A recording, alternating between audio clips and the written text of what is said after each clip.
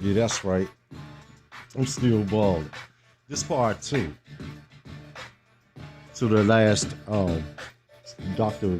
Tudor Parford note that I had by Dr. Tudor Parford, and just wanted to go ahead and conclude with this. Welcome back to Natalia Hawada. The spirits, the waters, and the blood. Tawada Yahoo for giving me the opportunity to come back and to complete the second part of the Dr. Tudor Parford, Dr. Tudor Parford's report or an article that he wrote on the beliefs of Black Jews and the question of Black Jews throughout history. So let's go ahead and share my screen. I'm gonna jump straight into it. All right, let's make this a little bit bigger. Take off my glasses so I can see. How ironic is that? Let me take off my glasses so I can see. Anyway.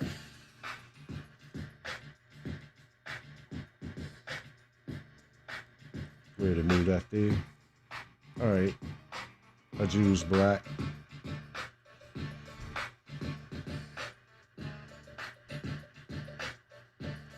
Last time I left off, it was, I think it was around here.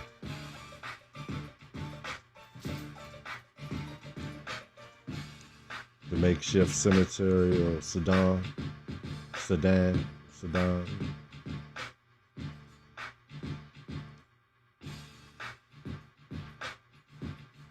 Please take the time out to like, share, subscribe, hit the bell notification so whenever I release new content, you'll be notified when I do. And plus it helps out with the frequency. When you check out a video, like, share, subscribe, most definitely make a comment.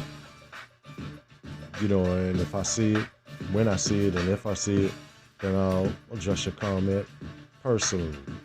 And if you get any other comments from anybody else, that's not me. All right, here's related articles.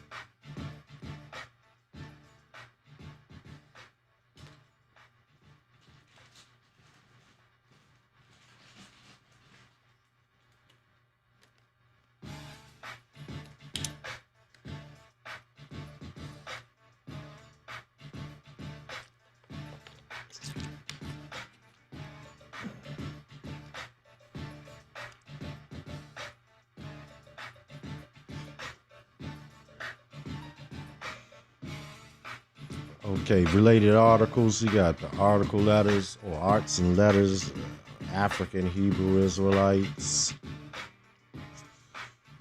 Was Nazi Germany made in America? Elections. But I'll go right straight to the point. This is the completion of Dr. Tudor Parford's or Tudor Parford's work. The fascination with Jewish color came at precisely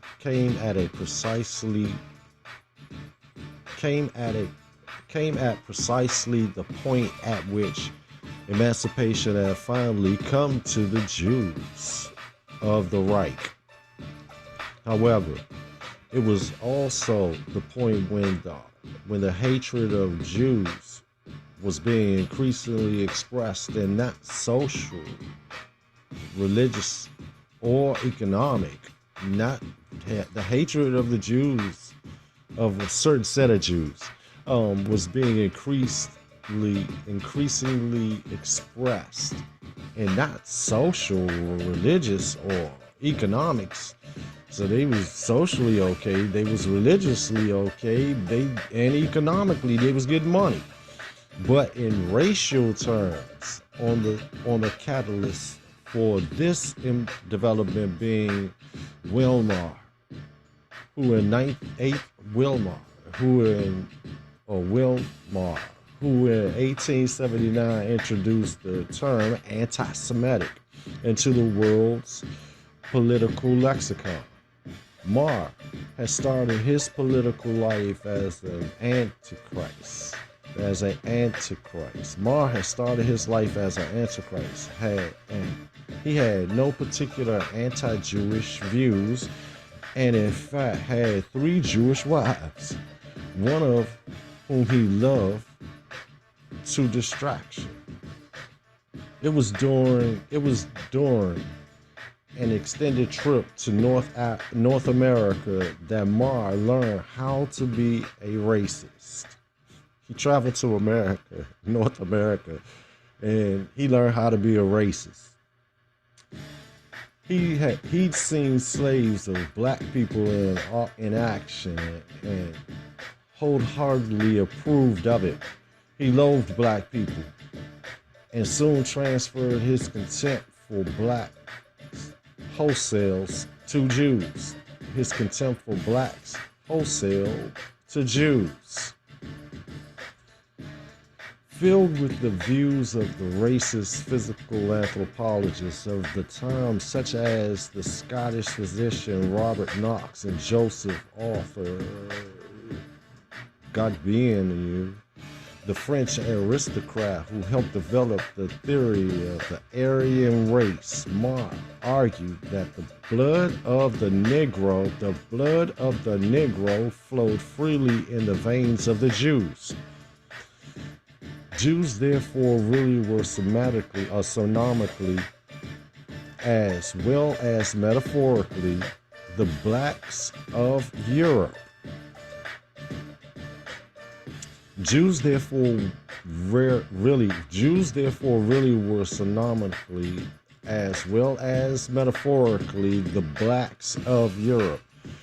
What the Americans did to blacks, Marr advocated Europeans should now do to Europe's own blacks, the Jews.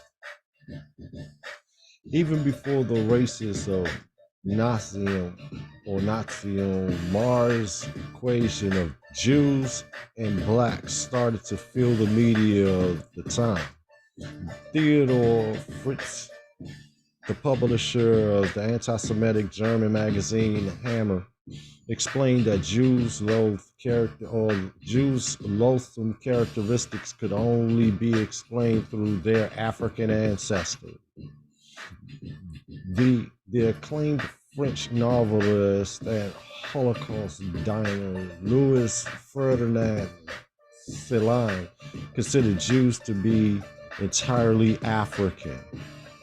I mean, this is what he says: "Le Juif négre, la race n'est pas," which means the Jew is a Negro.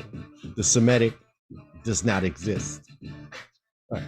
Nazi and fascist race theorists embraced the ideas enthusiastically.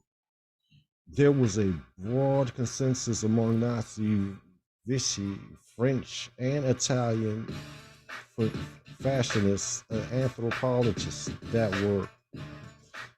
there were marked Negro elements in Jews. These ideas was also present in the United States. The Ku Klux Klan regularly lumped blacks and Jews together, as did many homegrown American race theories. In 1910, Dr. Arthur Talmadge, the author of some 50 books, published The Jew, a Negro. Published books, The Jew, a Negro, and when did it is 1910, The Jew, a Negro, in which he stated categorically that the Jews of today, as well as his ancestors in other times, is the kinsman and descendant of the Negro. You have Jacob, Esau. Much of the inspiration of the discriminatory legal codes enacted against Jews, blacks, and others by Nazis came from the Jim Crow laws.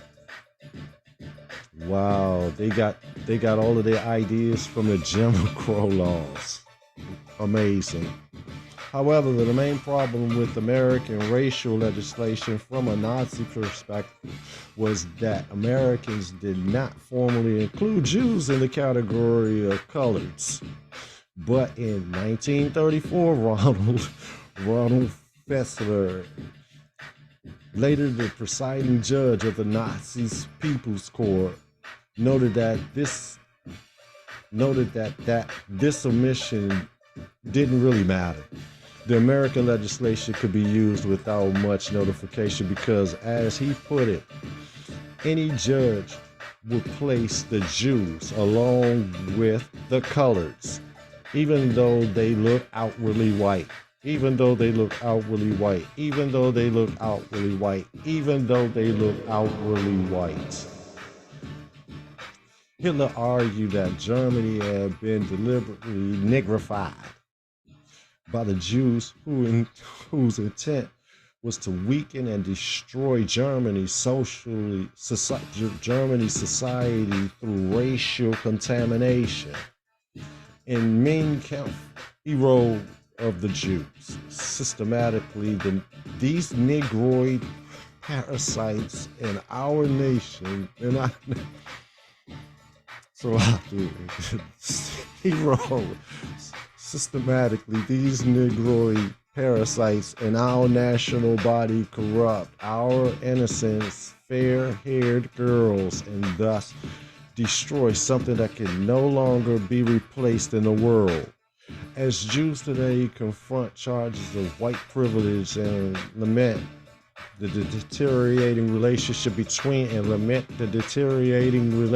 between African Americans and American Jews, since the glory of Jews' participation in the struggle for civil rights, both groups might dwell for a moment on the thought that the color of the Jews and blacks has only recently been uncoupled. The hatred of Jews and the hatred of blacks have a common origin. It is indeed a hybrid hate. Still balling. Stay up with the party. Stay up, peace and love. Like I said before, this is part 2, part 1 of where I left off. Basically, you can't deny these particular thoughts by these individuals. And then I would say, I gotta chill, but I would say that too. But I would say, this thing is getting on my nerves. But anyway, I would honestly say, like I said before, by Edom being right there, or the Idumea, the Edomites, basically they were there hand in hand with us when we were in Jerusalem. They learned our ways, they learned our Torah, they converted to being an Israelite, not to being Jewish. That only came after the destruction, and then they separated us and then started calling Judah's bloodline, as they was trying to sweep it under the rug, a religion instead of a race of people, and trying to hide the 12 tribes.